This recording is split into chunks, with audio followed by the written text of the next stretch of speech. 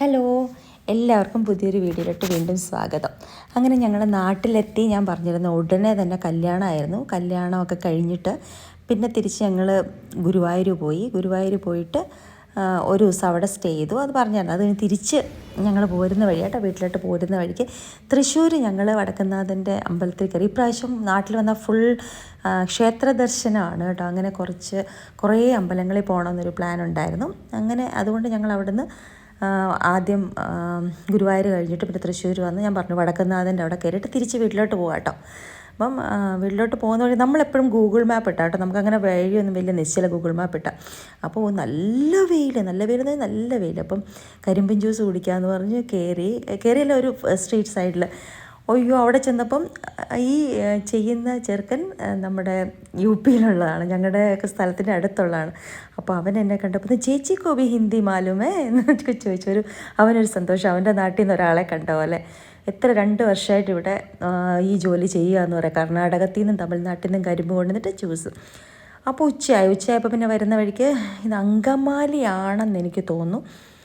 എനിക്ക് അത്രയ്ക്ക് ഓർമ്മ വരുന്നില്ല. അങ്കമാലിയിലായിരുന്നു തോന്നുന്നു അവരുടെ റെസ്റ്റോറൻറ്റ്. അതൊരു പുതിയ ഒരു റെസ്റ്റോറൻറ്റ്. അന്ന്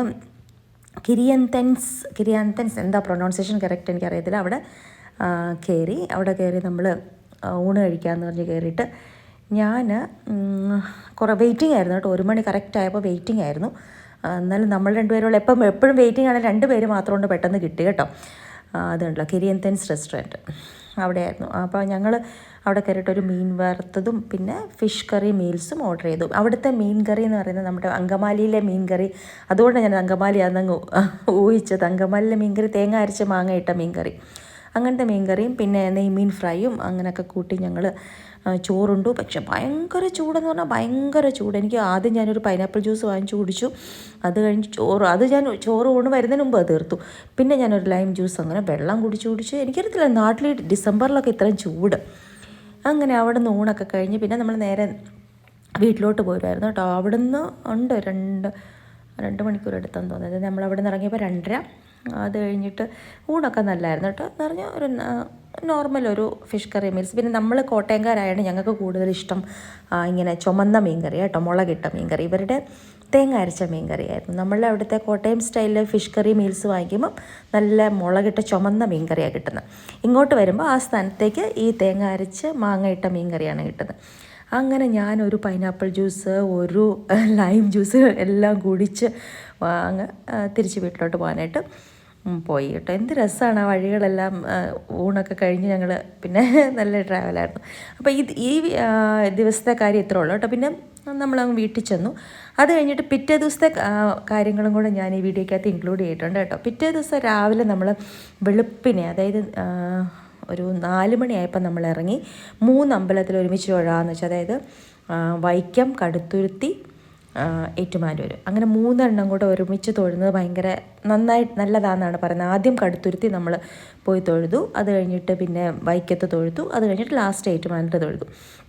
അങ്ങനെ 3 അമ്പലത്തിൽ തൊഴുതിട്ട് ഞങ്ങൾ ഒരു 8 മണി, അതായത് 4 മണിക്ക് ഇറങ്ങി 8 മണി ആയപ്പോഴത്തേനും ഞങ്ങൾ 7 മണി കഴിഞ്ഞപ്പോഴത്തേനും ഞങ്ങൾ മണർകാട് എത്തിയപ്പോഴത്തേനും നമ്മൾ ഇത്രയും 3 മണിക്ക് എഴുന്നേറ്റതല്ലേ. അപ്പോൾ നന്നായിട്ട് ഒരു ചായ കുടിക്കണം എന്ന് തോന്നി, വിശക്കുന്ന വയറ്റിന് തന്നെ എന്തോ പോലെ. അപ്പോൾ എന്നാൽ വീട്ടിൽ ചെല്ലുന്നതിന് മുമ്പേ ഒരു ചായ കുടിക്കാമെന്ന് പറഞ്ഞിട്ട് മണർകാട് ബെസ്റ്റിൽ കയറി കേട്ടോ. അപ്പോൾ അവിടെ ചെന്നപ്പോൾ അവിടെ അപ്പം, ദോശ അതൊക്കെ ഉണ്ട്. ഞാൻ ഒരു അപ്പവും വെജിറ്റബിൾ കറിയും വാങ്ങിച്ചു.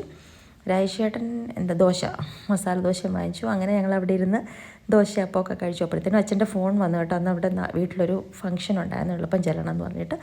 അങ്ങനെ ഞങ്ങൾ എളുപ്പം അവിടെ ഇരുന്ന് കഴിച്ചിട്ട് ബെസ്റ്റിലെ അപ്പവും അപ്പവും വെജിറ്റബിൾ കറിയും അത് കഴിച്ചിട്ട് ഞങ്ങൾ തിരിച്ച് വീട്ടിലെത്തി. ഇതാട്ടോ എൻ്റെ വീട്ടിലോട്ട് കയറി പോകുന്ന വഴിയാണ്. ഈ കാണുന്നതാണ് വീട്ടിലെത്തിയിട്ട് ഞങ്ങൾ പിന്നെ അപ്പം അമ്മയടുത്ത് പറഞ്ഞു ഉച്ചയ്ക്ക് ഇനി അമ്മയൊന്നും ഉണ്ടാക്കണ്ട. ഞാൻ പറഞ്ഞു ഞങ്ങൾക്ക് ഒരു സ്ഥലത്ത് പോകണമായിരുന്നു, തറവാടിനടുത്ത് തന്നെ.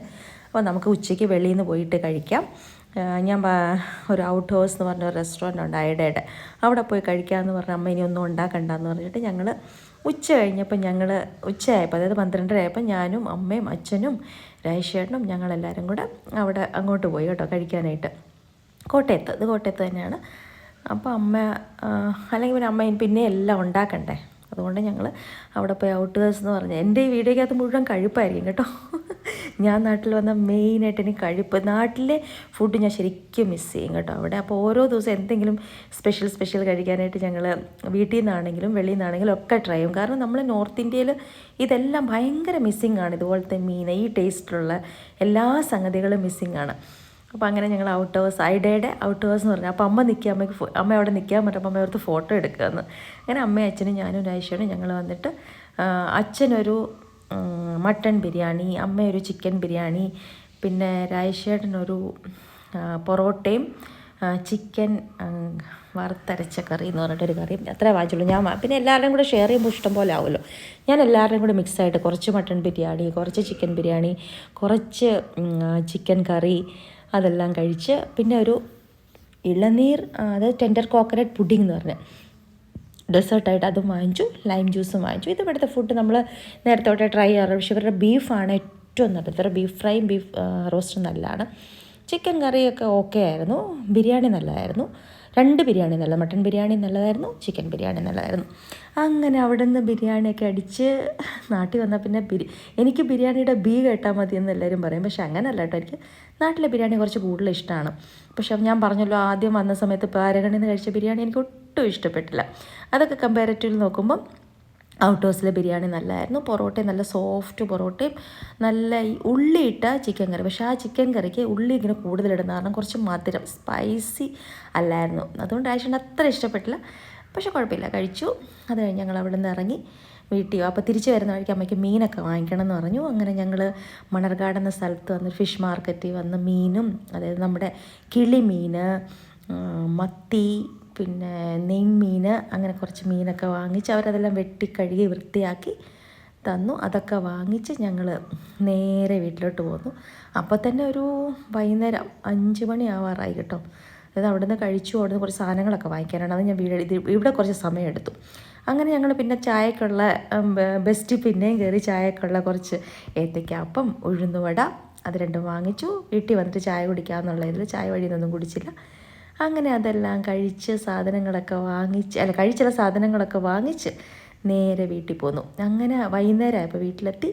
പിന്നെ ഒരു കുളിയൊക്കെ കഴിഞ്ഞ് കുറച്ച് നേരം ഇരുന്നു. അപ്പോൾ എന്ന് ടയർഡാവും, നല്ല ടയർഡാവുന്നതാണ്. നന്നായിട്ട് കിടന്നുറങ്ങും കേട്ടോ, നന്നായിട്ട് കിടന്നുറങ്ങി.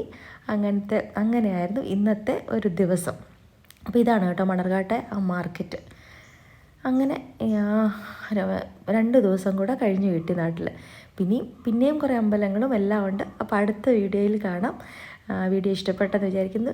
Thank you Lakshmi.